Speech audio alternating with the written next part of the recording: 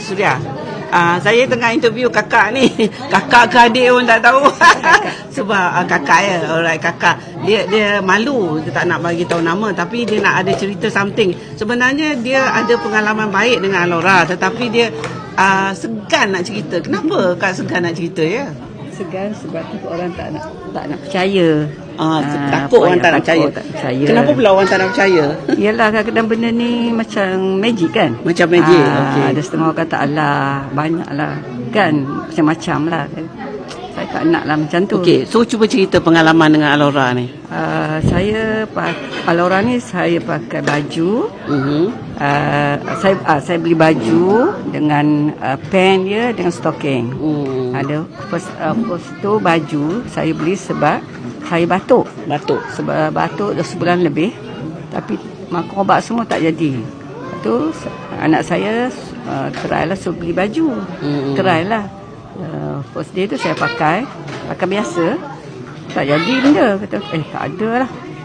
Lepas tu saya cuba fikir tu, bubuh dekat gulung, kata bubuh kat leher. Okey.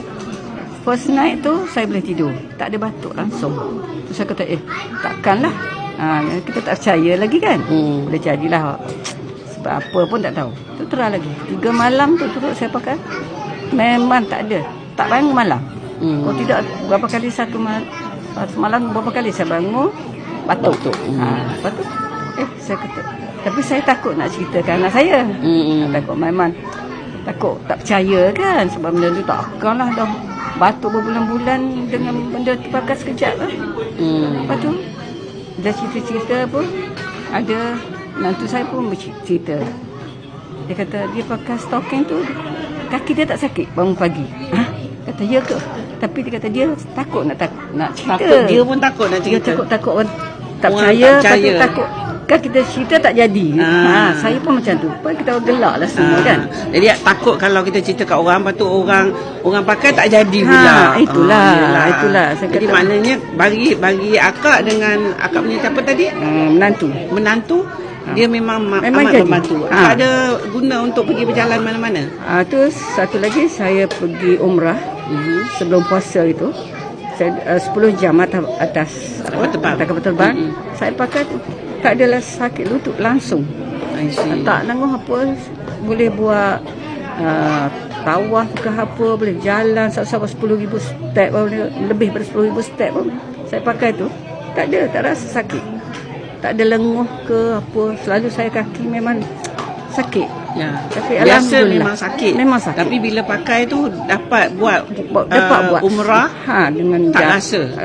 Okay. Jalan pun orang mana-mana kita pergi apa shopping sampai puluh-puluh step kan. 10,000 masih tak sakit. Alhamdulillah dah kata. Itulah saya percaya benda ni memang bagus. Memang baguslah. Itulah.